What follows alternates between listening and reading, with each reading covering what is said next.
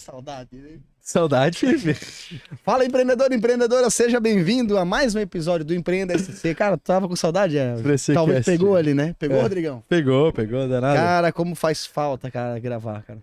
É. Faz falta mesmo. Eu tava ansioso Quantos pra dias gravar. nos Estados Unidos? Fiquei um mês inteiro, né? Mês inteiro. Não fiquei todos os dias, mas Vida um mês boa. sem gravar. 4 semanas sem gravar, né? Já se inscreve no canal, ativa o Isso. sininho, compartilha aí esse vídeo. Vamos fazer uma história massa aqui hoje, conversar com um cara muito gente boa. Bater um papo. Os papos que a gente tem no churrasco geralmente são longos, aqui não vai ser diferente. E quero te convidar no empreendanews.com.br, você encontra muito conteúdo, cada vez mais conteúdo, na verdade. Cada vez mais. Pra Com mais intensidade. Desenvolvimento pessoal e profissional. É verdade. Presta atenção, time. Eu sou @JP Taumaturgo. E eu sou o Felipe Rangel. E a gente tá aqui. É que quando eu tô sozinho aí falta, tá ligado? E a gente tá com o Rafael Fauser. Ele que Seja bem-vindo, Rafael. é advogado, né? Já foi empreendedor em vários setores, inclusive stand de tiro, clube Pois é, de tô tiro e sabendo, tal. negócios aí, né? E não, eu comento que é uma curiosidade, é um negócio diferente, ainda mais nos tempos atuais, né? Um verdadeiro empreendedor nato, É. né? Bem-vindo, cara. Obrigado por Obrigado. aceitar Bem-vindo. conversar com a gente. Olá, Felipe, meu amigo João, essa audiência de prestígio Tamo aqui, junto. seleta. É isso aí, eu tenho Você é advogado, ó, tá vendo? Já. É, Tô brincando. mas, cara, assim, ó, puxasse esse assunto do empreendedorismo, né? Eu, assim, desde a minha época de faculdade, eu sempre tive essa veia, acho que trouxe também isso daí de família, meu pai sempre foi cheio de iniciativa, cheio de ideia. Eu também sempre tive essa visão de empreender, tanto que muitas vezes o pessoal vai para a faculdade pensando, vou fazer um concurso público, ser juiz, ser A área do promotor. direito é bem comum, né? É bem comum. Eu confesso que no começo, ali nos primeiros anos de faculdade, também me chamava a atenção essa coisa do serviço público, mas depois de um tempo eu percebi que meu perfil não é esse. Eu não gosto de rotina, eu gosto de estar... Não é nem questão de estar dando tiro para muito lado, mas é a gente estar atento para as oportunidades Testar, né? que surgem, né? Isso.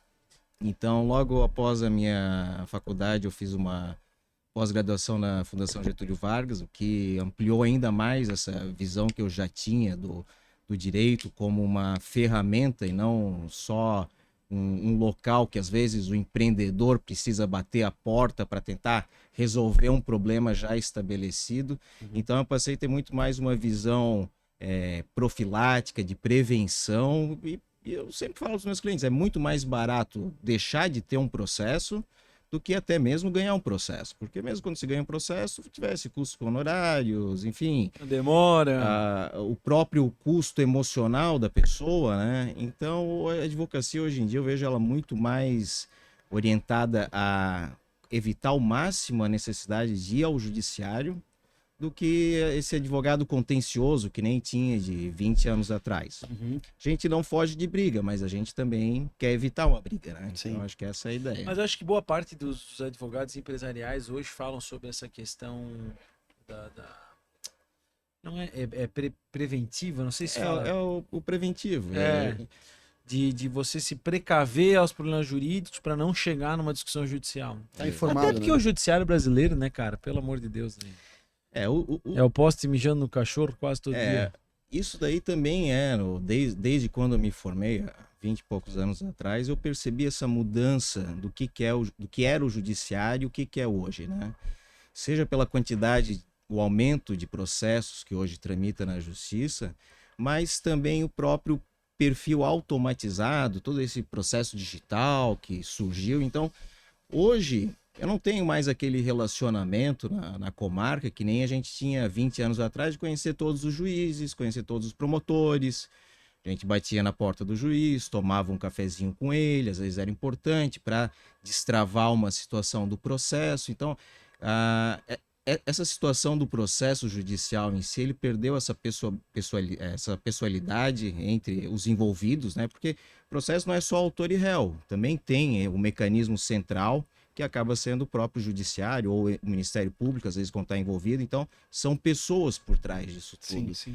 E o processo digital, enfim, a gente perde muito esse contato e assim, havemos de convir que uma coisa é tu receber, digamos, guardadas as devidas proporções, tu recebe um e-mail de mim, tu me conhece, João, o Felipe também, ele vai ter uma forma de analisar conhecendo, mesmo que subjetivamente. Tem um viés, né? Tem um viés de contexto aí, isso. né?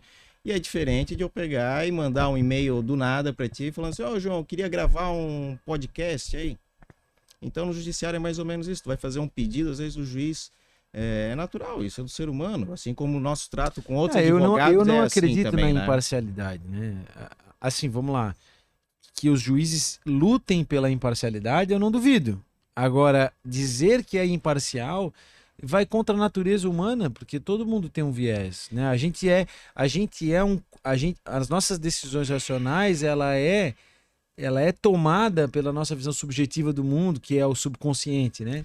Então a gente tem aquela criança que foi mordida por cachorro, por mais que ela não tenha um medo objetivo do cachorro, que ela consiga conviver com o cachorro, subconscientemente, no fato de ter uma mordida lá no passado, ela tem um certo receio, por mais que ela não manifeste racionalmente. Sim.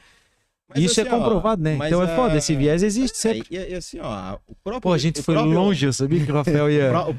o próprio legislador, quando ele prevê o código de processo, seja penal, né?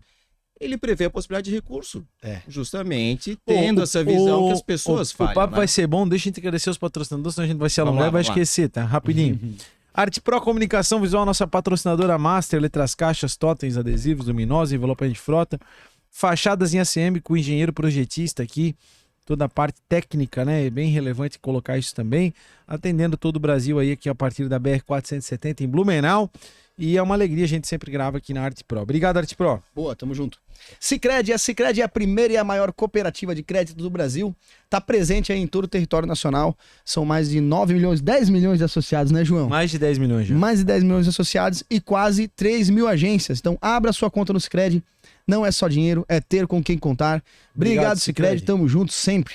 Fernando Construções, a sua casa de alto padrão no Vale Europeu com a Fernando Construções. São mais de 340 projetos entregues. O Fernando tem vários anos aí de atuação. Do terreno, a chave na mão, a melhor solução é com a Fernando Construções. Obra não precisa ser sinônimo de dor de cabeça e a maneira mais econômica e inteligente de ter a sua casa é construindo ela. Então, contrato Fernando e foque em ganhar dinheiro, que é o que você sabe fazer. Obrigado, Fernando Construções, por acreditar no nosso projeto também. Boa. Collab Life, uma solução desenvolvida aqui em Santa Catarina para apoiar os gestores que querem cuidar aí do seu time, né, através dessa ferramenta que ajuda a fortalecer a cultura, né, a construir um ambiente também sustentável de colaboradores. Então, para você não perder a mão aí com, né, você gestor, com o seu time, né, que faz a parte de coordenação aí de todo operacional, ele vai usar essa ferramenta para ajudar você a tomar melhores decisões. Além disso, ela é uma ferramenta que ajuda nos feedbacks, né, nos planos de desenvolvimento individual de cada colaborador e também para fazer alinhamento de expectativa e rotina natural. Collab Life, um novo jeito de cuidar de quem move o seu negócio. Correia Materiais Elétricos, um abraço pro Juliano e pro time dele, há mais de 25 anos, aí, 28 anos atendendo o mercado, né, é um verdadeiro shopping da casa. Então, materiais elétricos, hidráulicos, casa e construção, Blumenau, Penha e Balneário Camboriú contam com a Correia Materiais Elétricos, essa que é uma das redes varejistas uma das maiores redes varejistas do sul do Brasil. Obrigado, Correia. Real Gold BPO Financeiro. Caramba, nem sabia que tinha um novo aqui, né, cara? Real Gold. Maravilha, cara. Até justificar, né, cara? A Service Contabilidade continua sendo nossa contabilidade, mas eles descontinuaram o BPO, mudaram o modelo de negócio deles, e aí a Real Gold entrou para fazer. E a gente é eficiente e já arrumamos um BPO novo aí, né, Se não fosse BPO, nós estávamos fodidos. Terceirize seu o financeiro da sua empresa com quem realmente entende e tenha tranquilidade de focar naquilo que realmente importa no seu negócio, que é vendas e tudo mais, né? A gente é bom nisso, né, cara? É isso aí. Então a gente precisa trabalhar no que realmente importa, mas obviamente que o BPO é importante para o negócio. E a BPO financeiro dessa forma ajuda muito. Emissões de notas fiscais, boletos, planilhas e muito mais. Real Gold, BPO financeiro, obrigado pela parceria. Abraço pra Vanessa. Cara, e cresceu aí os patrocinadores, hein, João? Manda cresceu. Aí. Armazém Cloud, Jovem Pan Blumenau, Conect Assessoria Imobiliária, Restaurante Dona Ana, Raccoon Filmes, BRDE e Antunes Mídias. Timezinho pequeno que apoia o Empreender Cast.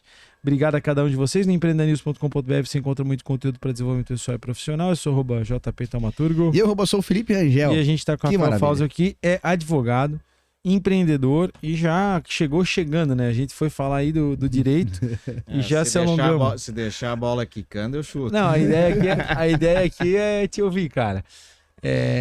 A gente brincou ali no começo, né, Rafa? Mas tu já teve algumas iniciativas empreendedoras. Já. Falasse ali do teu viés empreendedor, que tu tens essa mentalidade depois da faculdade. Que sempre veio da buscou. família. O que tu já teve, cara? De iniciativa, assim, vai. Cara, assim, ó, já tive uma época envolvido com construção civil, auxiliava meu pai na operação, era mais a parte administrativa de controle. Teu pai construía? Também, já fez de tudo também. Então, assim, nessa época eu fazia o controle, digamos assim, dentro de casa, de escritório, financeiro, administrativo, mas a construção civil também está sempre diretamente relacionada com questões do direito. Seja desde quando tu vai idealizar um projeto, eu vou construir naquele terreno. Já tem que pensar onde vai apertar a pedra lá na frente. Desde o começo da negociação, ver o potencial construtivo, ver se está alinhado com o que a pessoa pretende fazer lá. Depois tem todo o prosseguir da obra. A gente teve experiências também com financiamento público na linha Minha Casa Minha Vida, que é mais burocracia ainda. Então foi um período que a gente fez uma entrega de mais ou menos umas 1.000 unidades habitacionais. Caramba, cara. Bastante. Aí depois disso... Mas deu dor de cabeça, pelo que eu posso observar no troço. Tem alguma coisa que não dá? O que não dá dor de cabeça... Vocês construíram Minha Casa Minha Vida? Era... Construíram. O maior empreendimento foi ali em Indaial, quase 400 unidades que foram feitas ali, um empreendimento único. Na época até a vizinhança achou ruim, porque achava que ia ser um estilo de Pombal, alguma coisa assim. No fim das contas, a gente entregou a segunda piscina semiolímpica da cidade. Cara, isso daí sempre foi visto com... pelo menos eu acompanhei isso, né? Essa questão de achar locais, né? Em Indaial teve essa Minha Casa Minha Vida, tivemos aqui também no Barney. Sempre foi visto de uma forma negativa, né? Porque eu vou ser honesto contigo, aqui no Barneyford prejudicou bastante, tá? Mas óbvio, depende ali da galera que vai entrar, né? Que e assim, do cuidado, e, enfim, eu acho que isso é uma responsabilidade pública também, né? De estar acompanhando, de cuidar. Sim. Porque, pô, todo mundo tem direito à moradia, isso sem sombra de ponto, né? Essa linha do Minha Casa Minha Vida, ela, desde o seu lançamento, ela é muito interessante, mas ela é dividida em faixas, né? Então tem a faixa 1, que é altamente subsidiada, que é o município que escolhe quem que vai receber a pessoa. Depois de um tempo, ela não vai pagar pelo apartamento. Cade único, etc. Tem tudo isso. Aí depois tem a faixa 3, que aí já é um empreendimento um pouquinho melhor. A pessoa tem possibilidade de sacar FGTS, tinha uma época que tinha subsídio e tudo mais. Só que o problema é que esses empreendimentos aqui não tem almoço grátis. Então também não tem como uma construtora entregar um produto com uma qualidade acima daquilo do que ela pode construir.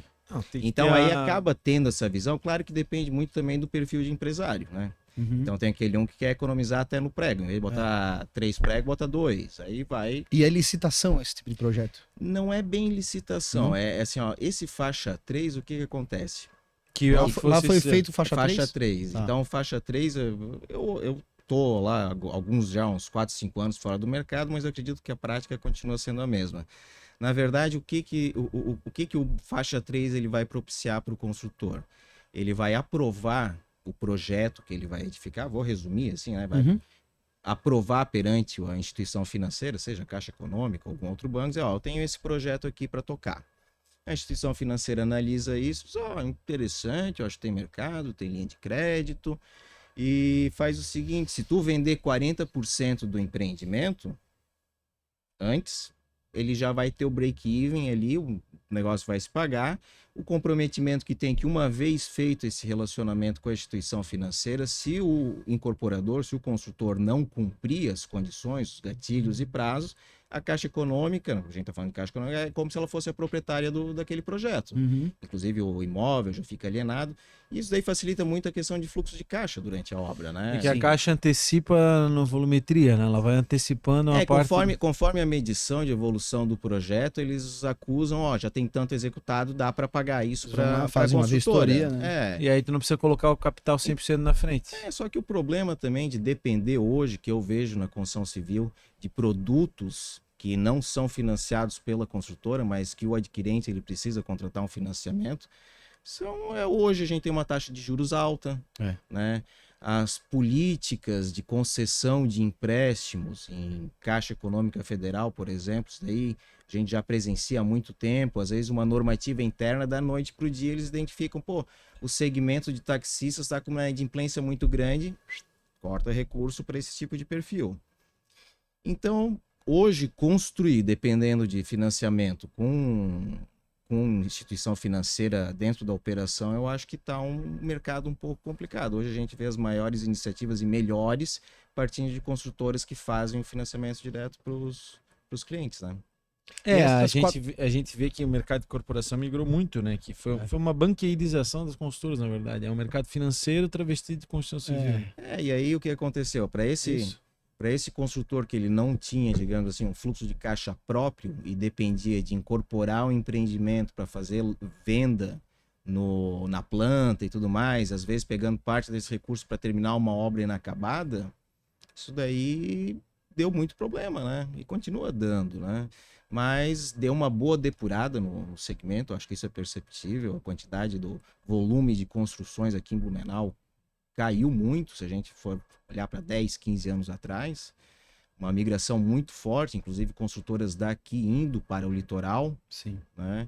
Então, o que muda é a questão de mercado, quando o pessoal fala de litoral também, que lá o mercado comprador é nível Brasil, né?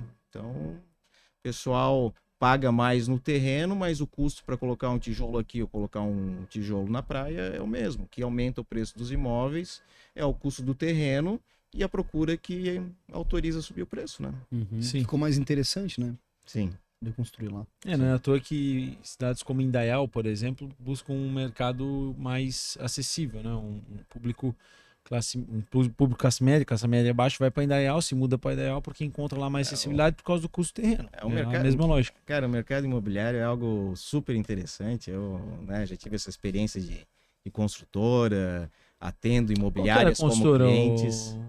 A gente tinha, o meu pai ele tinha uma sociedade que aí tinha essa empresa Elo, que fazia empreendimentos maiores, e ele tinha uma própria que fazia empreendimentos menores, que era a FHX, né? Então, E hoje ele se aposentou na área. Cara, o meu pai, ele, por formação, ele foi da primeira turma de processamento de dados da FURB. Caralho. Então, ele começou quando a Postals, tá aqui pertinho, começou lá em 84, ele foi um dos primeiros funcionários da empresa, justamente para essa necessidade, porque a operação em si, dentro dessa inovação, que era um computador, imagina, tinha um computador, para as empresas dividiam computadores, né? Mas como ele já tinha esse conhecimento, a CETIL era isso, né? Então, essa operação da Postals, quando surgiu, tinha essa necessidade do processamento de informações, ele foi um dos primeiros funcionários, ficou muitos e muitos anos lá e saiu dessa questão da informática, foi para a diretoria de marketing, era algo que ele gostava muito, se aposentou. Aí quando se aposentou, começou com construtora. Então ele já era aposentado antes mesmo da construtora? Já. Aí abriu imobiliária em Gaspar, hoje a minha irmã toca imobiliária lá em Gaspar. Legal. Mas já quis fazer de tudo também, cara. Então eu sempre vi isso daí nele. E te inspirasse, na verdade, né? Laranjeira não dá banana, né? É isso. Mas... E aí tu abriu, depois da construtora, então tu passou por onde mais? Cara, depois da construtora aí que eu ia falar, né? Meu pai ele é um cara de muita vontade de empreender, mas às vezes ele também faz umas coisas assim que vai na boa fé. Então, depois de um tempo, ele resolveu abrir uma pizzaria aqui em Blumenau, com a promessa de um sócio que já era do segmento, tá lá com ele. Depois que ele estava com o empreendimento todo pronto, era só virar a chave, o pretenso sócio disse, eu acho que não vai dar para ampliar a operação para Blumenau, ele era de outra cidade. Aí meu pai estava lá com uma pizzaria pronta, só ligar o gás, o forno. Enfim, aí tocou durante um tempo, aí chegou um momento que ele também já estava desiludido do negócio. Dá para entender, porque segmento de alimentação é complicado. Eu falo, né? Eu tenho uma bagagem boa que eu peguei, assim, os segmentos difíceis de lidar com o empregado, assim, que é construção civil, segmento de alimentação, transporte. Então ele ficou um tempo lá e quando já estava desanimado, queria vender para qualquer um, de qualquer jeito. Eu falei, cara, vender para qualquer um, de qualquer jeito, então é dar. Então, te afasta aí do negócio? Não, nem quis. deixa eu tocar o negócio aqui 1 ano, 2, nesse meio tempo a gente tem um pouquinho mais de tempo para ver se encontra um comprador.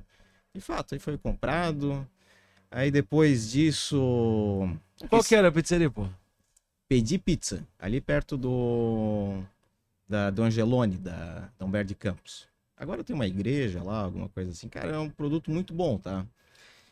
O Éder da Don Corleone que diga, né? Tem uns amigos nossos que tem pizzaria aí que se fizeram com isso, né, Sim, cara? sim. Só que é aquela demanda, né? A gastronomia, e ainda mais por entrega, tu é refém, ou tu trabalha, tem que trabalhar preço, porque qualidade é foda. Esse é o problema. É. Então, como a gente se propunha E aí é uma guerra, né?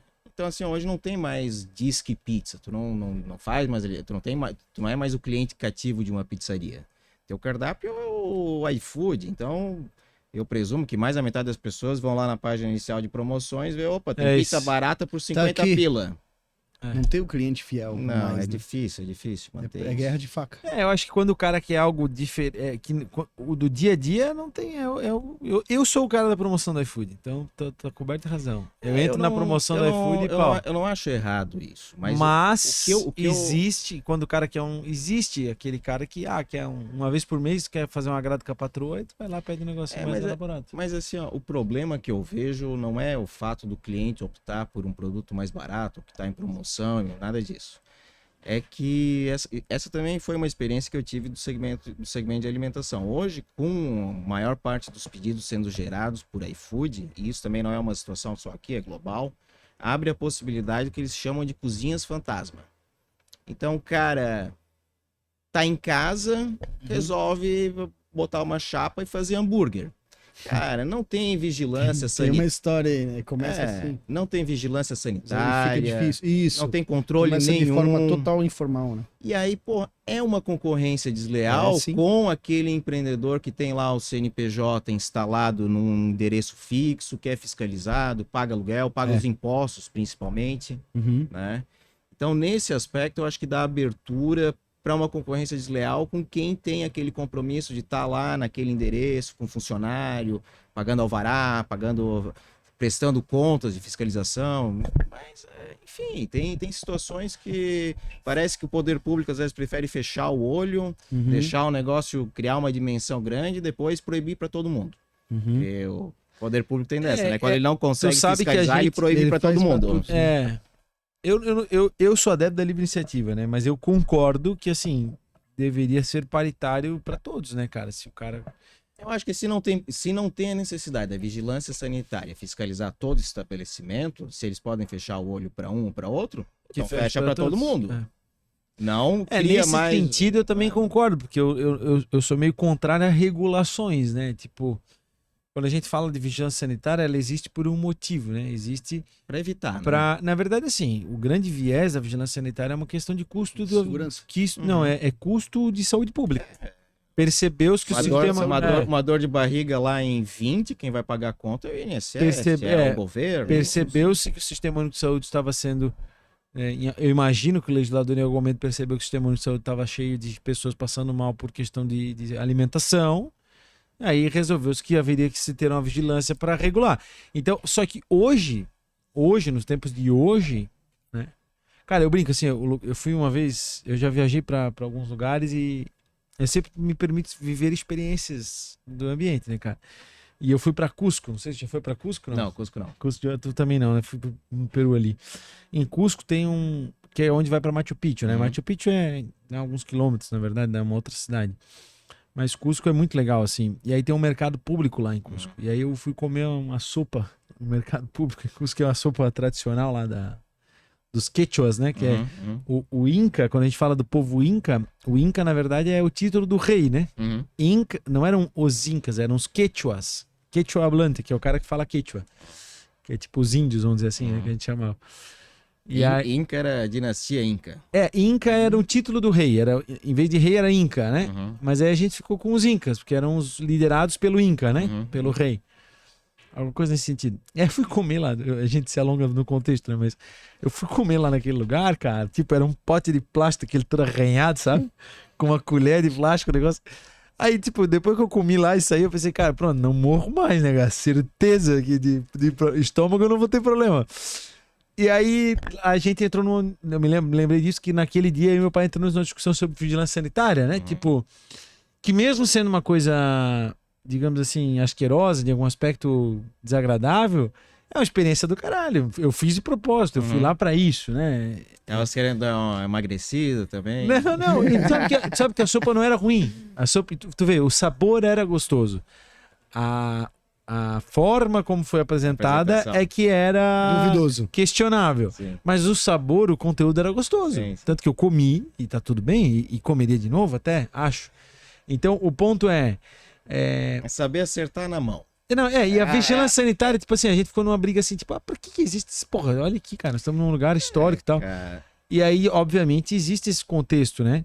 Agora, é óbvio que é um aparato estatal de controle. E aí, quando a gente entra nesse âmbito, é absolutamente questionável. Desde o ponto da livre iniciativa, de novo, mais uma vez. Tipo, porra, o cara tem que ir lá pedir... Né? Tem umas obrigações da vigilância sanitária que até são absurdas, assim. Tipo, o cara tem que ter 2 pias. A pia da salada e a pia da comida. Cara, no fim das contas ele vai acabar usando uma pia só. É pra inglês ver, tá ligado? Tipo, o cara bota lá pra dizer que tem. O que eu acho E aí, porra, é foda. O que eu acho interessante tem algumas coisas assim, tipo, ser humano é ser humano no mundo inteiro. Isso. Então a gente vê regras de vigilância sanitária muito mais brandas em outros países e ninguém morre lá de cólera o tempo todo. China, cara, que eu entrei naquele beco, que o cheiro era horrível, um corredor assim... Cara, cabeça de cabra misturada assim com dente, que os caras tomavam a sopa daquilo. Cara, na China eu cara, surreal. Eu fiz até Como é que o cara não morre ali? Fiz até tá ligado? Fiz até um desafio com um amigo meu, também empresário daqui, que tava lá comigo. Falei, cara, vamos ver quantos Red Bull diferentes eu tomo, né? Mas não é que são sabores diferentes, é que tem 200 tipos de falsificação, né? Cada um. Cara, sério, cara? Se falsifica Coca-Cola, tu acha que não tudo. vão falsificar Red Bull? Coca-Cola, brother. Tá louco, cara. Isso daí é mais um episódio legal, cara. Porque também eu fui pra essa feira de Canton na China. Fair também. Cara, é sensacional. Aí tu pensa, o que um advogado vai fazer lá? Né, o que tu foi fazer lá? Cara, já fui pra lá, já fui pra feira de iluminação na Alemanha. Eu gosto de ir, cara. É impossível tu chegar num lugar desse daí e não ver alguma coisa nova, ter uma ideia. Naquela época que eu fui... Quanto tempo faz? Puta, cara, eu acho que isso aí deve estar fazendo uns 10 anos atrás. Na época, eu lembro que eles tinham lançado, não é que tinham lançado, a China tinha quebrado a tecnologia daquele Segway, que era aquele negócio de 2 rodinhas, alto equilíbrio, né? Porra, cara, na feira lá de Canton era aquilo pra cima e pra baixo. Eu pensei, cara, eu vou levar uns 10... Que é o... Tu fica em pé, pra frente e pra trás. Cara, né? sensacional, cara. Eu já andei nesse ali. Aí... tem os seguranças de shopping aí... Claro, em cidades maiores usam. Aí o que me vem na cabeça, né, cara? Vou comprar uns 10 desse daí. Tipo assim, tu vai ver as motinhas elétricas, tem 50 modelos diferentes. Tipo, essa época agora é... Mas a minha época, o que eu pensei, vou comprar isso daí, eu alugo para as empresas que tem grande parque fabril, pro pessoal ficar andando lá dentro, coisa e tal, alugo. Aí eu trouxe um lote ali para fazer teste, mas, cara... Não virou... Não dá, cara. Cada 3 que chegava, um funcionava e depois de 6 meses parava de funcionar também. Aí não dá para me comprometer com um terceiro. Sabe que há 10 anos atrás a qualidade da China não era a mesma que é hoje, né? Agora tá superior, né? Hoje a gente percebe um material chinês com mais qualidade. A gente vê a China, como a gente falava, né? Comendo mingau pela beirada. Quando a gente nem percebe, eles já estão à frente. Agora a turma tá percebendo, né? Vou dar um exemplo aí, o Andy, né? Comprou uma máquina, uma Bobcat. Comprou lá, cara, tipo, comparado ao Brasil, surreal a diferença do valor. E a máquina tá lá, comprou mais uma e mais uma, sabe? Máquina chinesa, então a qualidade é superior. Eu vi aquela, tava na Feca Rosa ali, sexta-feira a gente foi gravar lá nos stands alguns episódios, e aí tinha uma galera que tava vendendo aquela Lonquin. Lonquin é uma concorrente da... É uma linha amarela, assim, né? Rede escavadeira, essas coisas assim. Rolo compactador e tantas outras equipamentos desses. Aí no off a gente falou assim, aí o cara falou, pô, que antes ele tem uma fábrica uma empresa de locação de empilhadeiras ali em Barra Velha, Joinville e tal. E aí ele foi vender, ele entrou para comercializar a linha amarela, e aí ele foi para a China, foi fazer uma análise da Lonquin, que ele estava entre a Lonquin e uma outra marca, não lembro agora, americana, que já era mais conhecida. E ele disse que quando ele foi pra China, assim, ele ficou abismado com o nível da fábrica, da Lonkin. E aí, obviamente que assim, quando tu vê um material chinês, tu te questiona, né? Então, vamos lá, tipo... Existe uma crença, né? É, isso. Ó, Mas assim, ele mesmo falou, cara, eu assinei contrato com os caras, assumi a representação porque de fato percebi a qualidade do produto. Cara, tem até negócio elétrico, cara. Não, Equipamento assim, desse, pá, aquela pá... Sim, já Aquela tem de tudo. arrastar o barro, sabe? Sim, elétrico. Elétrica. Cara, a qualidade do produto chinês no geral não pode ser ruim, até porque não é só o brasileiro que compra, eles Sim. vendem para o mundo inteiro. Então, na Europa tem gente que compra chinês, nos Estados Unidos tem gente que compra Não, o chinês. mundo inteiro, né? O que eu percebo que numa negociação com uma empresa chinesa, tu chega lá e tu diz o seguinte, eu quero encomendar 100 mil canecas dessa daqui, assim, ó, do jeito que tá aqui. O chinês vai te falar, ó, vai custar 50 centavos de dólar, impressa, tá. Aí tu fala assim, cara, mas meu orçamento era no máximo 40 centavos. Ele faz. Ele fala, não tem problema, Ele eu faz. dou um jeito. Só que, lógico, vai chegar aqui o produto, vai estar tinta Vai descascar um lascada, pouco mais. vai descascar. Isso. Aí tu vai reclamar pra ele, Tu porra, compra mas... com o chinês. Aí tu fala assim, porra, mas eu fechei contigo. Não. O que tu me queria era o produto de 50 centavos que eu te falei, mas eu disse que eu consigo te entregar também um produto similar por Só 40. que- É esse? É isso. Tu não me perguntou, eu imaginei que tu sabia. Isso. O chinês não. O que a gente percebeu nas negociações sentado com o chinês é que, cara, o chinês ele não pode perder um negócio, seja Não, ele da faz. forma que for. Ele faz. Ele faz. Aí tu vai ter uma qualidade inferior se tu negociar e ponto, ele não perde. Eu tenho um cliente meu que faz importação da China, às vezes ele fala pro fornecedor, ele diz o seguinte, cara, eu quero que tu gaste mais $5 na embalagem, Sim. não faz mal, pode botar no preço, porque senão também eles querem baixar preço, não adianta chegar um produto quebrado aqui, né? Não é a mesma cultura que no Brasil, né? Tu chega ali, o cara tem um produto e tu vai espremendo e tu chega o mesmo produto. Não.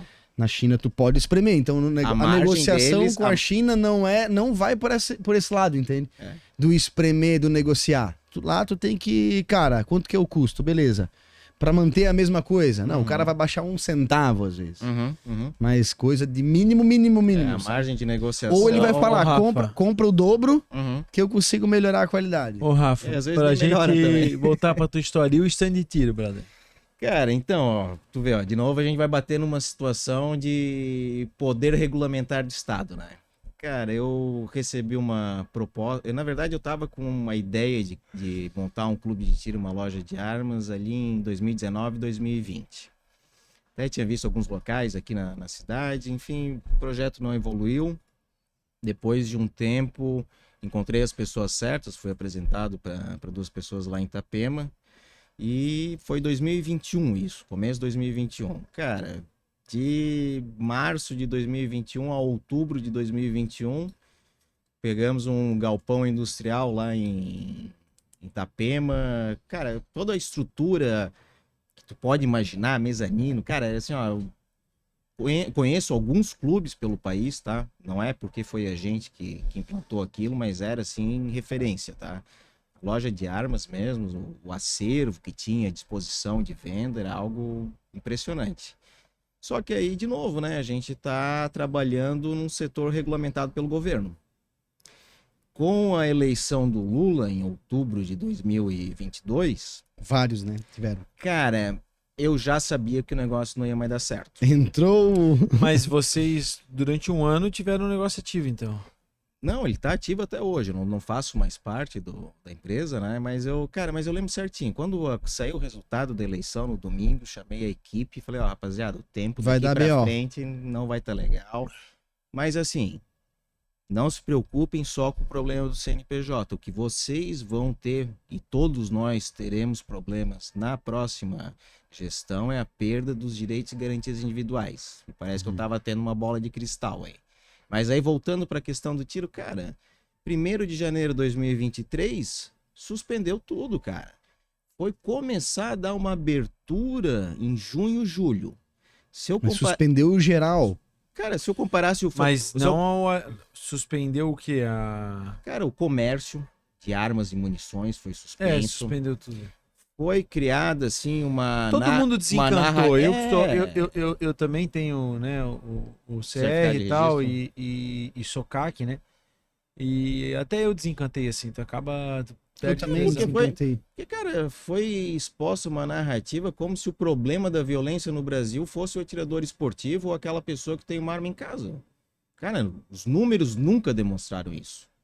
Então, assim, É ó, uma narrativa clara de um determinado cunho político que... e sem fundamento, cara, sem elemento. Eu gostava de receber pessoas lá no clube, algumas vezes recebi pessoas lá no clube ou na loja, porque vinham acompanhar alguém e ela falava, não, não gosto. Mas eu me interessava, tá, mas por que que tu não gosta? O que que tu... Ah, não, assim, ó, posso dizer que Sei lá, é tirando... violência. Mas assim, ó, tirando pessoas, não, eu tive uma experiência pessoal, alguma coisa muito íntima, assim, mas todo aquele argumento que chegava até mim, dizendo assim, ah, não, é por causa disso. Eu falei, Era de cara, narrativa. eu vou te provo diferente, olha só, leva em consideração que tem isso.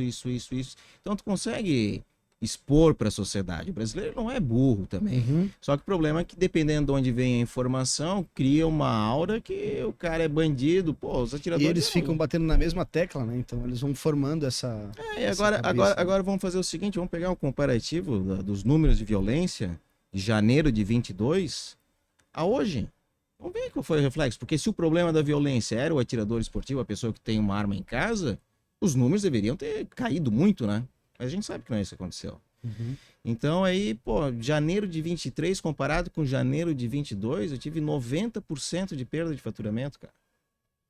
Então, ali no ano de 2020... 90? 90, cara. Aí depois fevereiro ficou 80. Na verdade, inviabilizou o negócio. Inviabilizou Hoje o totalmente. negócio existe ainda.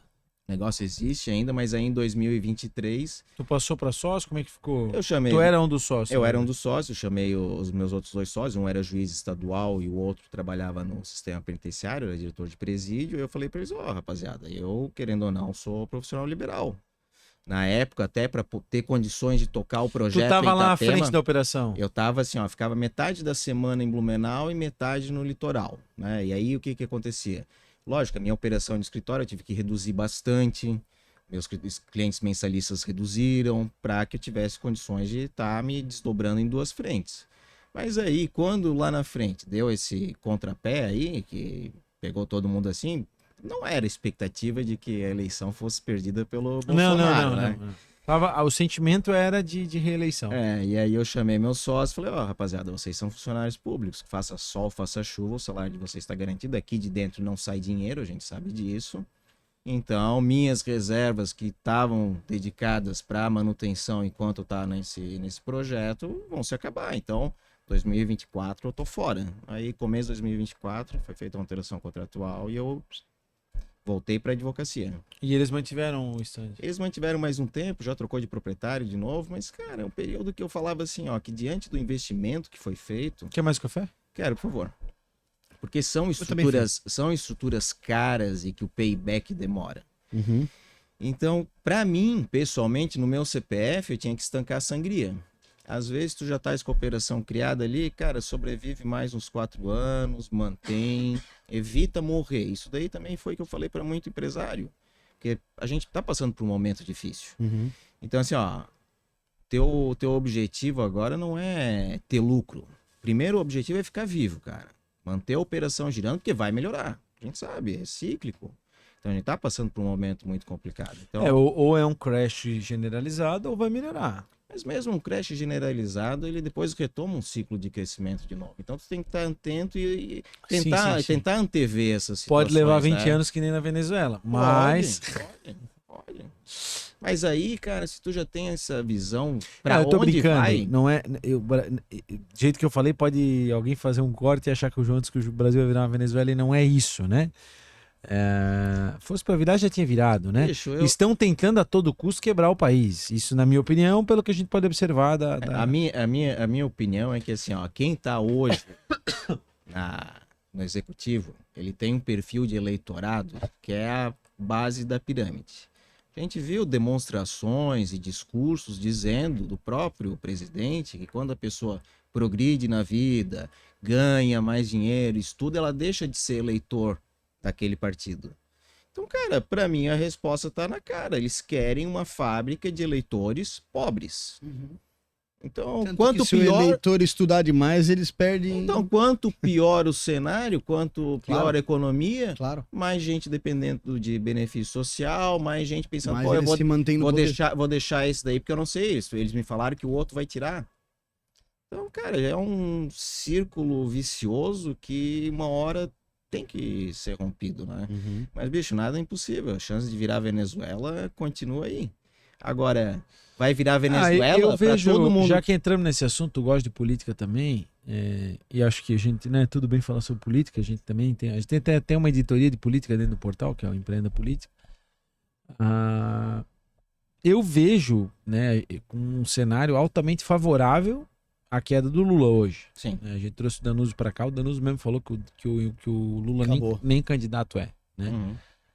E eu sou capaz de acreditar que ele ainda não seja candidato. A gente falava agora fora do ar que parece que ele vai visitar o Trump, né? Vai lá Uhum. na Casa Branca. E me pergunto, né, o que se espera, né? Eu fico pensando o que se passa na cabeça Cara, do eu Lula, vou- tá ligado? Assim, ó, essa questão da política, e a gente sabe, política impacta tudo. Absolutamente tudo. Quem diz que não gosta de política tá deixando os outros decidir em seu nome. Terceirizando, né? tá terceirizando. Então, eu Bom até como tocar nesse assunto. com essa visão que eu tenho de ser mais um consultor, evitar problema e tudo mais, eu também sempre tenho que estar antenado do que eu tô farejando, para que lado que tudo vai. Ano passado, em outubro, eu fiquei uma semana lá em Brasília, reativando uns contatos no Congresso, escutando também um pouco pra gente. Coincidiu até que no dia que eu tava lá, tava tendo a oitiva do Talha Ferro. Aham. Aí participei da oitiva também. Assessor do... Eu fui a convite do Jorge Seife na época. Não, mas ele era... Ele era assessor ele do era Alexandre assessor de do Moraes. Alexandre. Ele tá aqui ou tá na Itália? Tá na Itália. Então, assim, eu fiquei uma semana até para sondar, ver como é que tá. Cara, eu voltei para Blumenau, certo, que não tinha outro presidente eleito no ano que vem que não fosse Lula, tá? Mas na política, cara, tem muita água para passar embaixo da ponte ainda. O que é hoje é uma coisa, O Ulisses amanhã falava, né, cara? não Fazer é- política é que nem olhar as nuvens. Né? Mas eu também vejo hoje, começo a ver uma possibilidade aí de realmente a gente não ter uma reeleição do atual presidente. Mas o tempo dirá. Eu particularmente entendo que se houver uma reeleição do Lula, a gente tá fadado a um ciclo de... Cara, aí vira Venezuela, aí é 30 anos. Não sei se Venezuela de fato, né? Mas a gente tá Bicho, fadado a um Venezuela- crash, né? Mas a Venezuela, cara, não é só a questão econômica que eu digo. Cara, são os direitos e garantias individuais da população venezuelana. E quem tá por trás disso é o judiciário Mas venezuelano. hoje, de alguma forma, a gente também já tem essa limitação. Exatamente, é aí que eu ia falar. Então Já- não é que vai ser... já tá a gente encaminhado. já tá. Se a gente pegar alguns... Tu viu aquele episódio da faixa lá do cara? Qual delas? Teve um cara que botou uma faixa de escrito sim, ladrão, só sim, ladrão. sim, Não sim. tinha nada escrito. Aí caiu, a carapuça serviu. Tava só escrito ladrão. Uhum. Tu viu isso aí, não? Em Presidente Prudente, não foi? Ia Assim, ter ó. um evento lá com o presidente, num determinado presidente, né, com o Lula, enfim. Até vergonha de chamar de presidente, mas vamos lá. Ia ter um evento com ele lá na cidade e o cara tem um prédio do lado que tinha, da onde se fazia o evento, tinha vista do prédio. E aí o cara botou uma faixa, ladrão. Mas só escrito ladrão, acho que em vermelho, assim, ladrão, né? Aí disse que a Polícia Federal foi lá.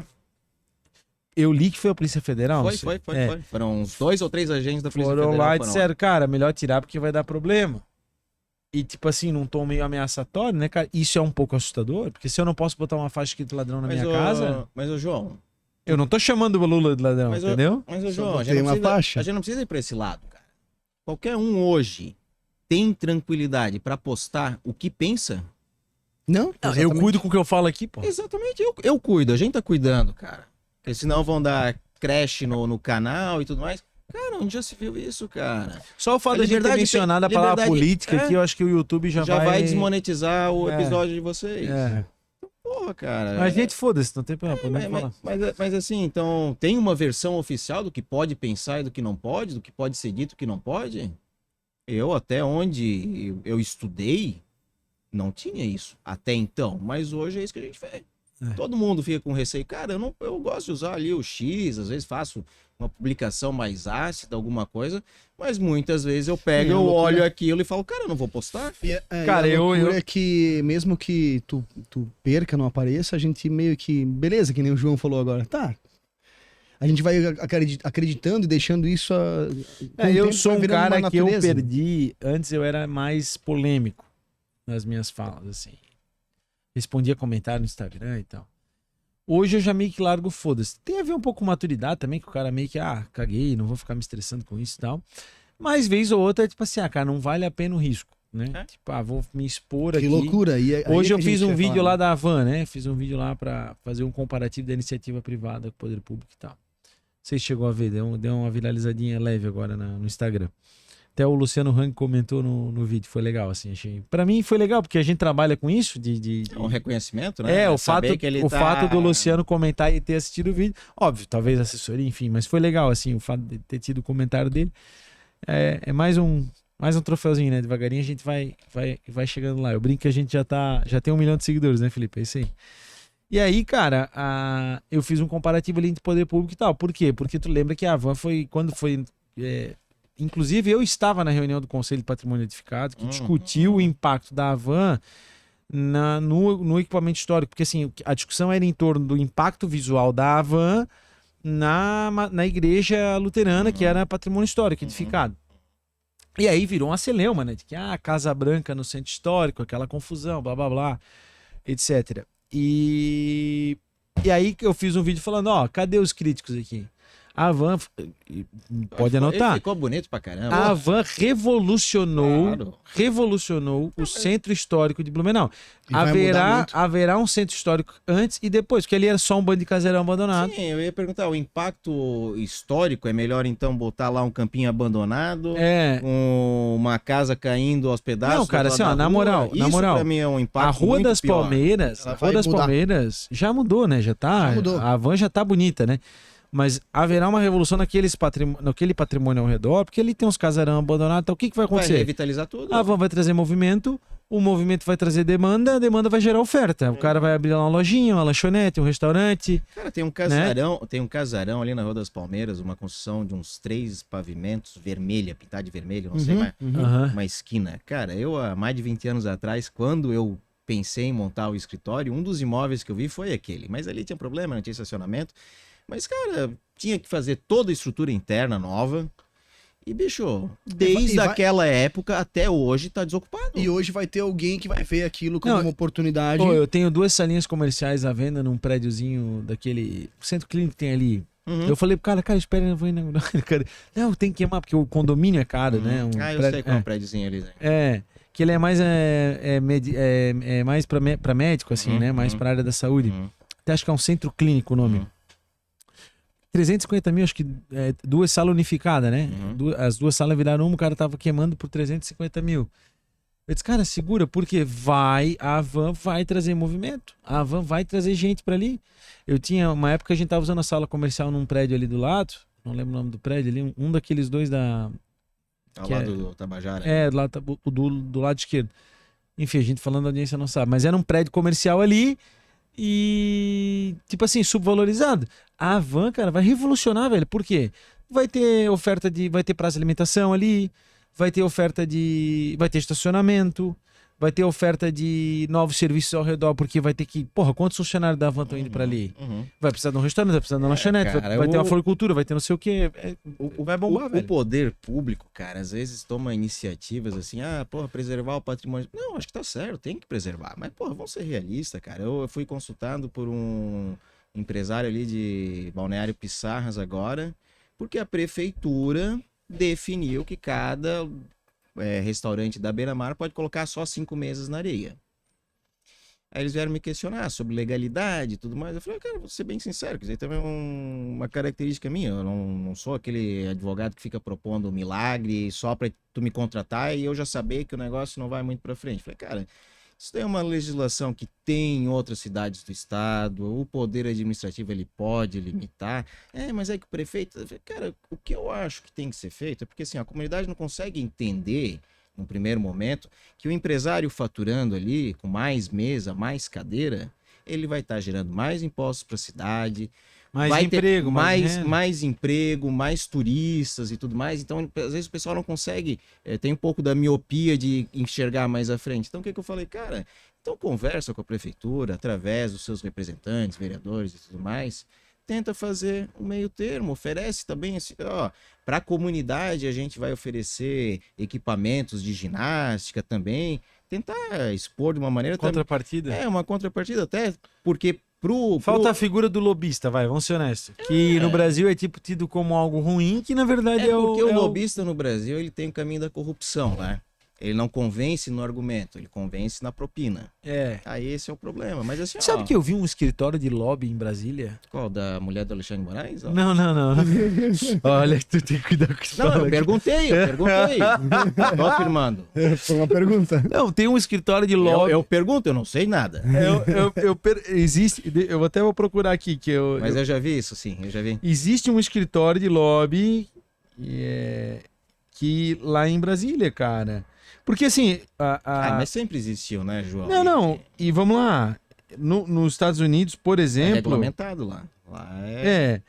É super razoável, né? Que é aquela coisa que a gente falava do viés no começo. Cara, dá muito... Todo mundo tem um viés. E aí o lobby o que é? É o poder do convencimento, né? Através do argumento. É óbvio que aí a questão da corrupção a gente não pode fingir que não existe. De fato, infelizmente, né? É uma prática abominável, mas que existe, né? E precisa ser não combatida. Não regulamentar o lobby é querer tampar o sol com a peneira. É fechar o olho e achar, não tá regulamentado, não existe. Na verdade, existe, sempre existiu, vai continuar existindo. Os programas de pressão, por exemplo, o que as associações e entidades empresariais, as federações fazem? É lobby. Essa reforma tributária agora, de alguma maneira, foi lobby da indústria. Sim, mas a reforma tributária, o entendeu? empresário vai ter que ir lá pessoalmente fazer lobby, às vezes. Então, se tem uma profissão regulamentada que é o lobista, ele vai dizer até pro cliente dele, cara, isso aí que tu tá pedindo não dá para fazer, isso aí é ilegal. Então vamos tentar chegar no... Acho que dá para conduzir dessa maneira. Então, cara, o Brasil não é para amador, né? Hoje a gente não falou do teu escritório, né? No teu escritório hoje, então tu trabalha essa advocacia preventiva, tem alguma outra... Cara, assim, o meu segmento que eu mais gosto é sempre essa visão empresarial do direito. E quando eu digo que eu presto assessoria empresarial, lógico, eu atendo as demandas que uma empresa tem, mas eu não deixo de atender o meu cliente lá, que às vezes está fazendo o divórcio dele, eu não falo, vai lá procurar um outro, né? Se não tem briga, né? Então acaba atendendo também demandas de sócios. Mas assim, o segmento empresarial e o segmento imobiliário são as duas frentes que eu mais... É o teu core, né? Que é o meu core, eu sinto mais facilidade para... Porque não adianta também o advogado hoje querer jogar nas 11, né? Então, tu tem que segmentar de alguma maneira. A gente tem o mercado em geral, né? Em todas as áreas e tá nichando, assim, né? Bicho. O super nicho é uma realidade hoje, né? Tem aquela... Eu sempre cito a Só Portas, né? Tem tá ligado? A Só Portas? É sim. Uma mecânica ali que só portas. Né? Chega lá, eu quero farol. Não, é só porta. É só porta. E o cara nichou porque ele consegue qualidade e referência também, né? Qualidade, referência e preço, né? E custo. Porque aí ele reduz custo de estoque. A máquina dele ali tá azeitadinha, os funcionários sabem exatamente como fazer, como é que pinta a sua porta, às vezes pintar um para-choque é diferente. E aí, eu até tava... Isso a gente tá fazendo aqui também, cara. Um tempo de também, tipo, tu tá mais no projeto especial. Mais em resort e tal.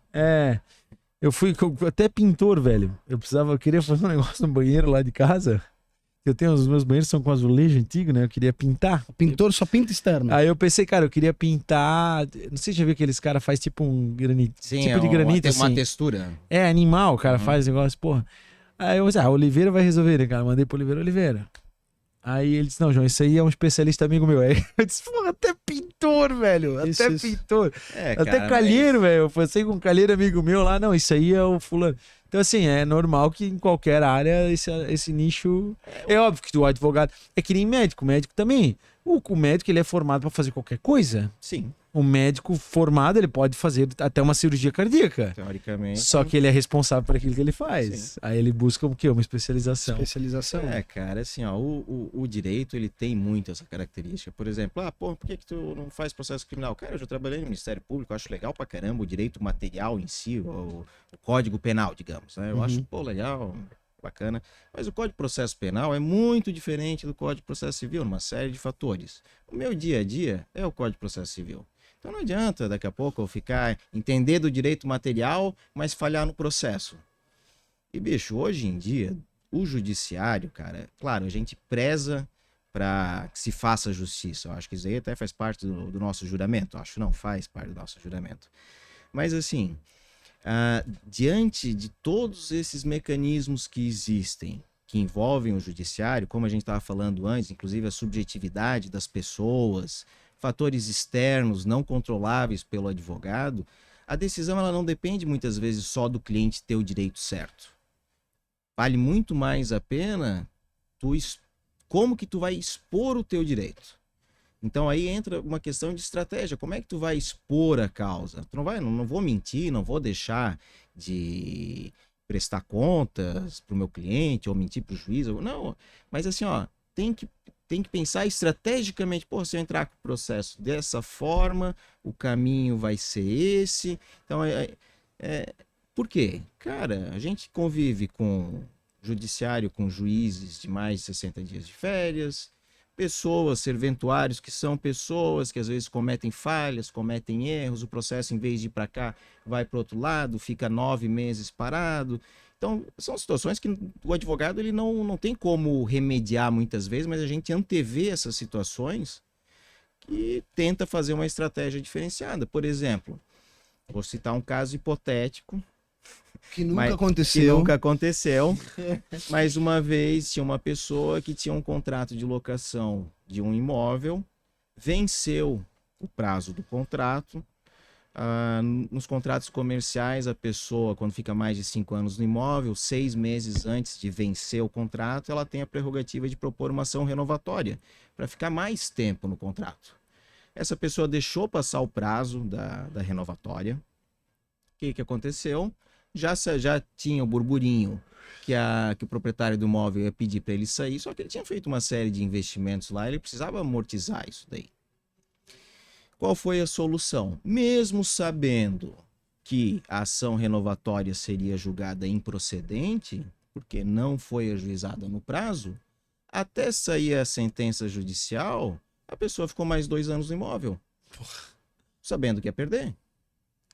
Então, assim, cara, isso aí tá no Código Civil? Não, não tá. Tá no Código de Processo Civil? Não, não tá. Mas acontece. Então, assim, Ele fez uso da letargia do judiciário. Foi um fator que auxiliou a ele.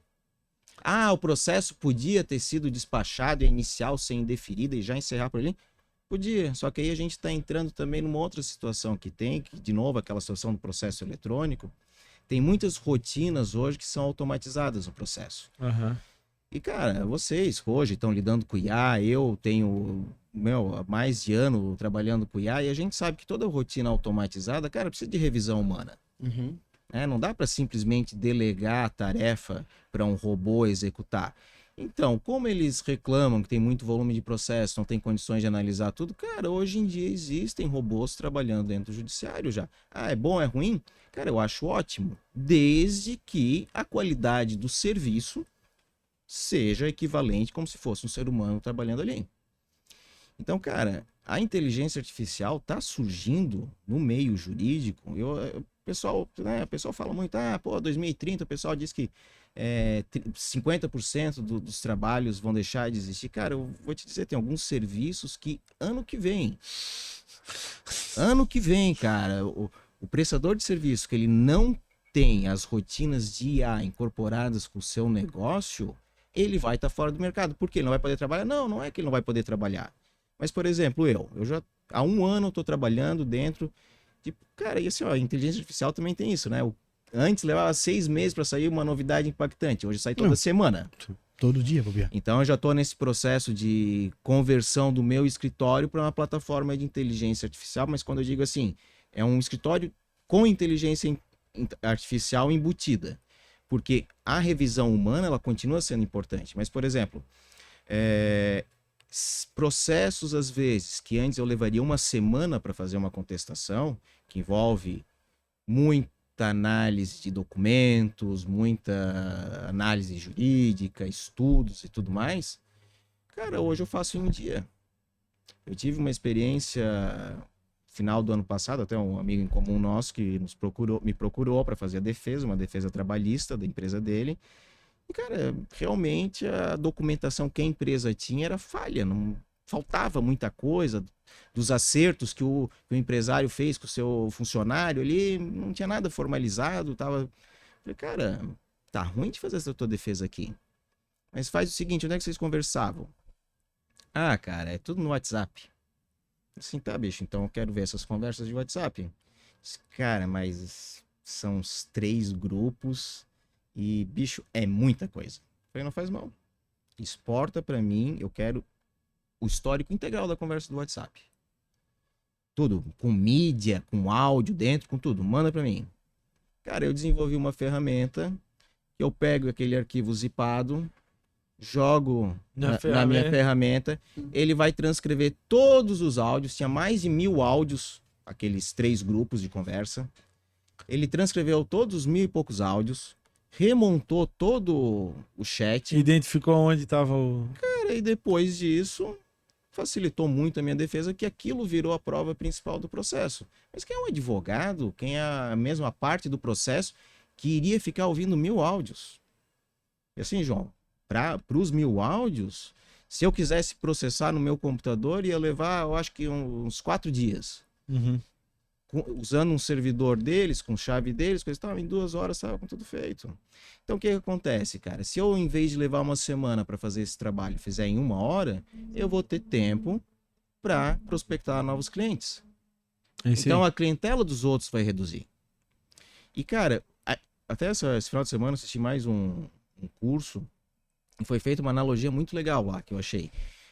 Cara, como que a gente tem que ver a inteligência artificial, cara? É como o princípio de Arquimedes da alavanca.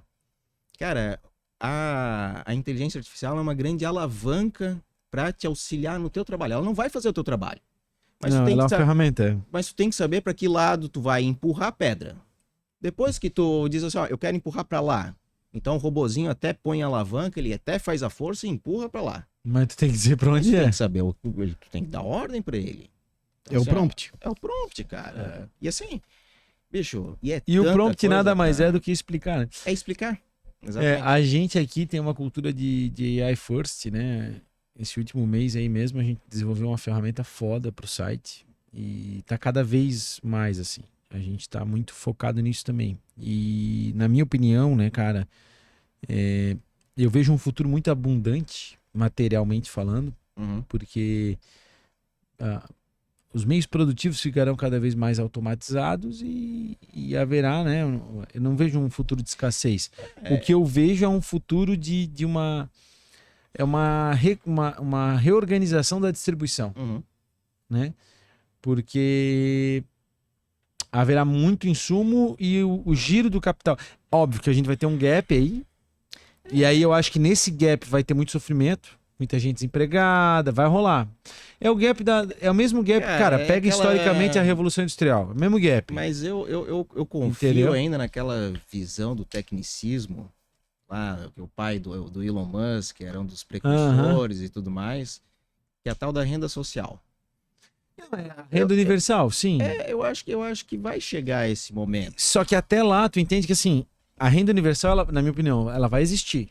Sim, É inevitável. É inevitável. Para um método de sistema capitalista que a gente tem, a renda universal é uma necessidade. O governo vai, através da arrecadação, concentrar, né, pegar a riqueza de quem produz e quem é detentor dos meios de produção para distribuir nas bases e manter o sistema capitalista. Eu concordo com isso. Só que até isso acontecer, vai ter gente desempregada, cara, vai ter e confusão. vai acontecer muito rápido. Até um tempo atrás era meio que uníssono. Todo mundo falava, não, mas porra, trabalhos manuais. Nós já temos tipo, uma renda universal, né, cara? Que é o Auxílio Brasil aí. O próprio Empreenda News já é um exemplo de tudo que a gente entrega com pouca operação, já com inteligência, né? E isso vai ainda... Não, o nível de entrega que a gente tem com o time que a gente tem... Mas inimaginável para um veículo de comunicação há 10 anos atrás. Sim. Exato. Mas, cara, vocês estão tendo um podcast aqui. Se a gente pegar o meu currículo, o currículo de vocês, colocar numa pastinha do notebook LM e pedir um resumo em áudio, vai ter um podcast aqui, cara, até a imagem, depois a gente pode pedir para gerar o vídeo. Sim, surreal. Conseguimos até emular a nossa própria voz. É. Cara, então assim, ó, tempo atrás todo mundo falava, não, mas manufatura vai ser mais difícil. Cara, na Coreia do Sul já tem trabalhador lá com câmerazinha no capacete que já Sim. estão colhendo informação. Então, Modelando para Dados robô. modelando para robô. o Elon Musk, esses papos aí, Não, que já ele tem- vai jogar Já os tem robô robô, lá na já tem, Lua pra já tem minerar lá. robô trabalhando aqui, né? A gente tem robô. Existem vários tipos de robô na própria, né, no mercado do automóvel, automobilístico, Uhum, né? Robô é uma coisa que existe há muito tempo, Uhum. né? O que está se fazendo agora é se popularizar para vários outros setores, né? o que eu acho interessante Eu tenho um robô que trabalha lá em casa. a tua máquina de passar aspirador, O aspirador de pó, o robozinho de aspirador é um robô, porra, né? Ou não é? Né? A própria máquina de lavar louça, se tu parar para analisar friamente, é um robô, cara. Então, bicho, mas assim, ó, quem não se adequar à inteligência artificial tá perdido, cara. tá. Não é que vai morrer, passar fome, nada disso. Mas vai penar. Mas vai penar e penar muito, cara. Mas é a mesma lógica da tecnologia do celular, por exemplo. Quem não tem WhatsApp hoje já tem um poder competitivo menor no mercado de trabalho. Sim. Quem não entende a dinâmica da rede social. Cara, assim, ó, o que eu percebo também é que cada vez está se lapidando mais as ferramentas, né?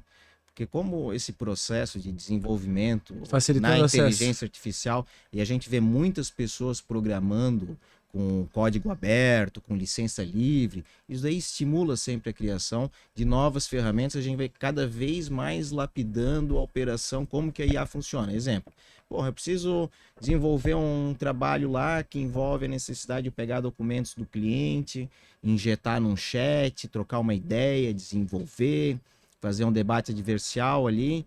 Cara, assim, ó, dá trabalho eu ir lá, abrir a pasta, ver os documentos que eu quero botar lá? Teoricamente não, mas ali eu vou perder uns 3, 4 minutos. Eu já fiz uma automação que por trás, cara, eu já falo, ó, pô, na pasta do cliente tal, tem tal e tal, eu não preciso mais anexar documento, ela já vai no meu banco de dados indexado, verifica lá, consigo fazer cruzamento de processos entre si, fora, pegar os precedentes. Então, cara, isso tudo aí vai facilitando a vida. São ações que eu poderia ter feito? Lógico. Mas talvez perderia meia hora, 5 minutos, mas agora é tudo em 5 segundos. Imagina a né, facilidade de Cara, eu te falo assim, ó. estruturar processos, né, cara? Nas eu, empresas, eu, né? eu levava, Através de só comando. eu levava, por exemplo, às vezes, entre escrever, ter a ideia, escrever a matéria, publicar a matéria, a gente levava, sei lá, 1h30, 1 hora. Agora em 5 minutos. 1 minuto e 28. 1 minuto e 28. Tudo bem que assim, com uso que a de gente IA, Claro. com uso de IA absurdo, Não deu, mas, só revisando o texto. mas, deu mas mas deu 1 minuto e 28 porque ainda não tem a manha. Não, dá pra fazer mais rápido. Daqui a pouco. Sim, mas Não, daqui se a eu, pouco quisesse, lapida. se eu quisesse hoje, dentro do Empreenda News, ter uma ferramenta gerando matéria, Sozinha. indiscriminadamente sozinha, só 200 para ir por dia. ranqueando o site, daria. Uhum. É que nós não queremos poluir o portal. Sim, sim. Porque aí entra muita matéria que não é o nosso core, entendeu? Mas hoje. A gente pode treinar a ferramenta para É. entregar. Assim, ó, a inteligência artificial no meio jurídico, cara, ela não pode simplesmente o advogado delegar o que ele deveria fazer para inteligência artificial, saiu a respostinha lá, manda pro cliente. Não, cara, aí não dá. Que nem já teve cliente que veio conversar comigo. Pois é, doutor Rafael, essa situação aqui, o senhor me falou isso, mas um outro advogado me falou isso. Você que é advogado? Não, é que eu estava consultando aqui no chat GPT. Olha, vou ser bem honesto com a senhora.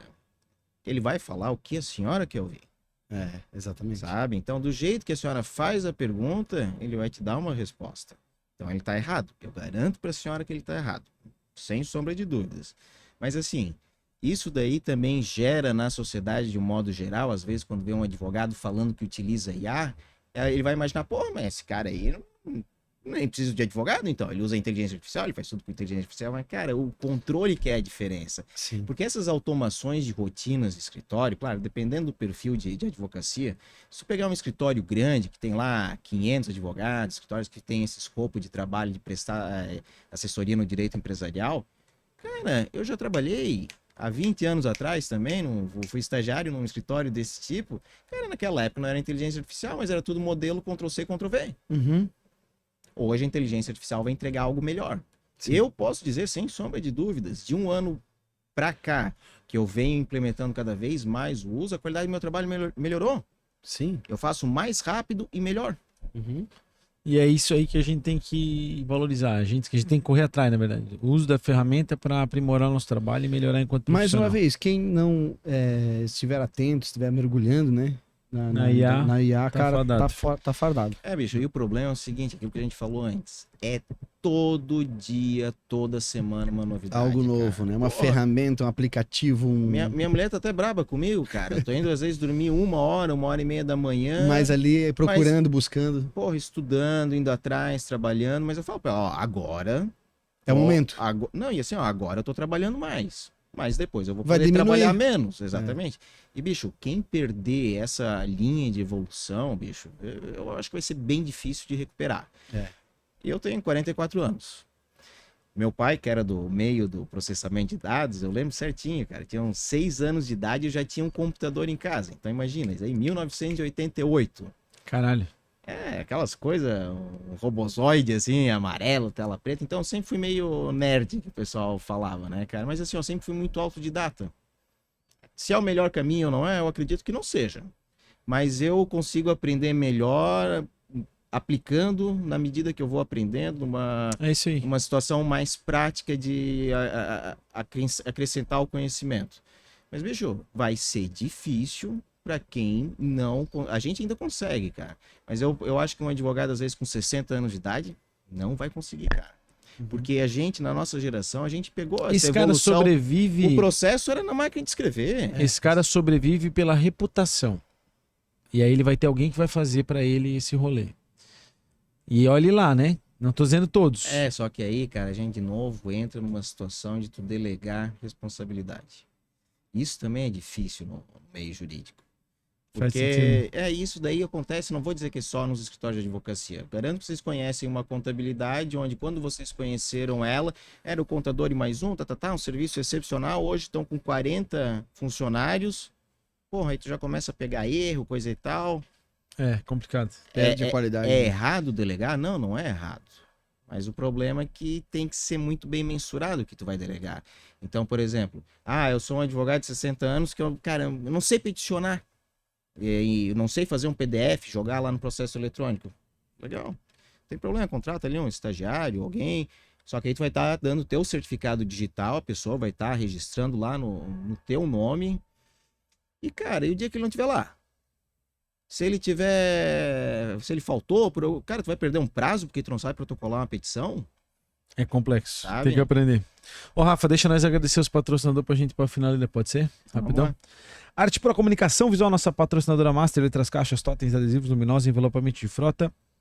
Projetos especiais aí, com engenheiro projetista para parte de fachada em ACM, tudo que você precisar para o seu negócio aqui na Arte Pro Comunicação Visual. Boa, além da Arte Pro, a Sicredi é a primeira e maior cooperativa de crédito do Brasil, está presente em todo o território nacional, mais de 10 milhões de associados e quase 3 mil agências. Abra sua conta no Sicredi, não é só dinheiro, é ter com quem contar. Fernando Construções, mais de 340 projetos entregues no mercado de alto padrão de casas aqui no Vale Europeu. O Fernando é especialista aí, a maneira mais econômica de ter o seu imóvel e inteligente é construindo ele, e com certeza do terreno, a chave na mão, a melhor solução é com a Fernando Construções. Collab Life é uma solução para gestores e empreendedores no desenvolvimento de seus times, uma baita ferramenta para fortalecimento de cultura e construção de um ambiente de trabalho mais conectado. Collab Life ajuda nas conversas, nos feedbacks, no desenvolvimento do planos de desenvolvimento individual, alinhamento de expectativa, e é uma ferramenta fantástica. Collab Life é um novo jeito de cuidar de quem move o seu negócio. Correia Materiais Elétricos há 28 anos atendendo o varejo aqui com materiais elétricos, hidráulicos, casa e construção. Um abraço para o Giliano e para todo o time.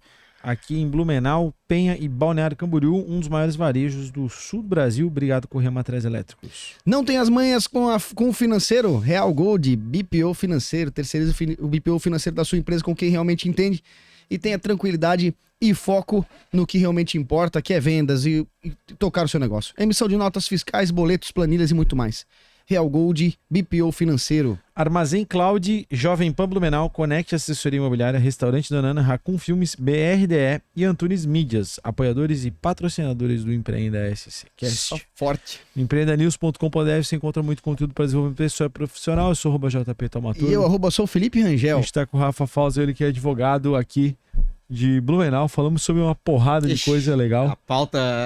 Foi legal, foi pra cara, cá, mais de foi uma pra hora lá. já. É. Filipão, manda braba.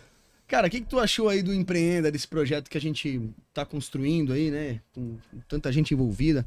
Empreenda O objetivo do Empreenda, desde que a gente montou o podcast aqui, foi realmente contar um pouco das histórias, né?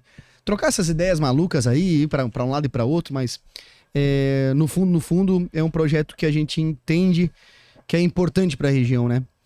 No nosso ponto de vista. Agora que a gente queria que tu desse a tua opinião aí, que é importante pra gente também. Eu acredito que a importância da iniciativa de vocês seja por fomentar essa situação que acaba gerando um network, a proximidade das experiências de outras pessoas que são também empreendedores ou que se interessam, de olhar para a experiência dos outros como a luz que essa pessoa manda para trás é um caminho para auxiliar, para a pessoa errar menos, né? Acertar mais.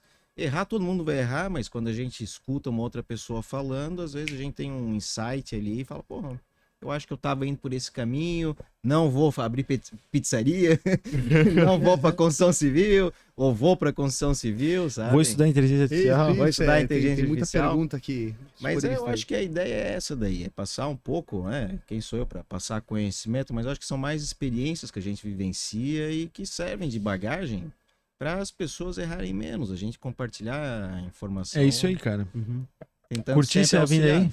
Curti, eu até quero fazer um disclaimer, a gente conversou antes que eu virar meme aqui, né? Só para abraço, Dr. Charles aqui, eu não apanhei na rua, não foi minha mulher que me bateu. Foi a cirurgia mesmo. Foi só a cirurgia aqui. Tá certo. Ô, Rafa. Não, daqui a pouco eu tô recebendo um meme no WhatsApp. Ó, o Rafael aí de sombra roxa. Ô, a gente costuma sempre deixar um registro, né, pra daqui uns 5 anos tu ver esse episódio e ter algumas marcas, assim. Então, eu queria que tu colocasse algumas metas pessoais pros próximos 5 anos. Pessoais, profissionais, enfim, né? Seja em número de pessoas no escritório ou número de clientes, alguma coisa que tu acha, assim, que daria pra registrar para daqui 5 anos.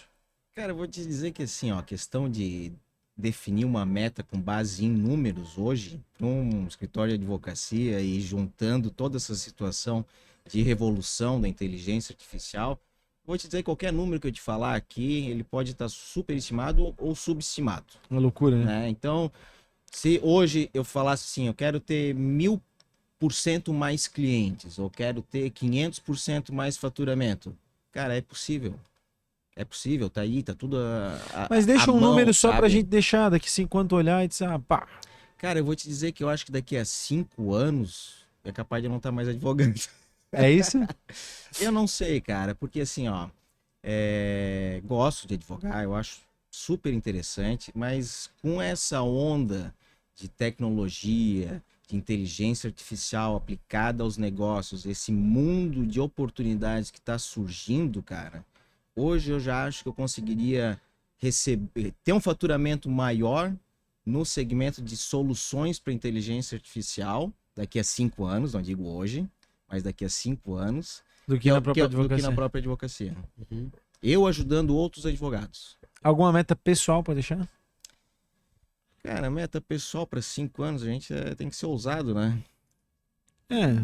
É capaz do pessoal não gostar muito, mas eu não pretendo estar morando no Brasil também. Sério? Cara, assim, a gente vê muita coisa errada, né, cara?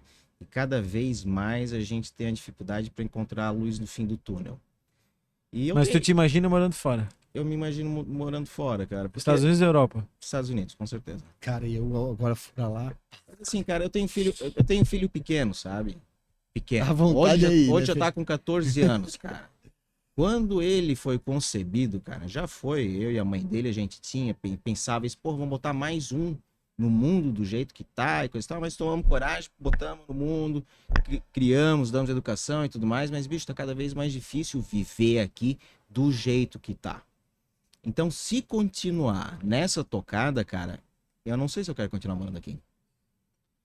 Então, assim, Faz parte. Faz parte, cara. A pergunta é essa. Mas é legal a gente registrar isso, daqui 5 anos tu olha e aí vê o que tu acha. Vai que o Brasil se tornou mas eu não desisto um do lugar Brasil, melhor, cara. né? Eu não desisto do Não, Brasil. eu amo o Brasil. E assim, ó, eu vou te dizer que eu sou um cara, eu amo o Brasil, sou suspeito de falar, eu adoro viajar, ir pra fora, mas eu amo voltar pra minha terra.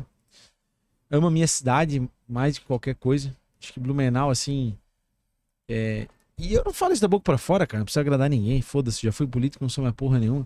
Eu amo a minha cidade de verdade. Eu gosto de caminhar em Blumenau. Hoje de manhã eu fui caminhar, fiz um vídeo lá na frente da van e tal. Eu gosto de caminhar. Tanto Gosto... que tu tens um Instagram que é o Amo Blumenau, né? É, o Amo Blumenau é o meu Instagram.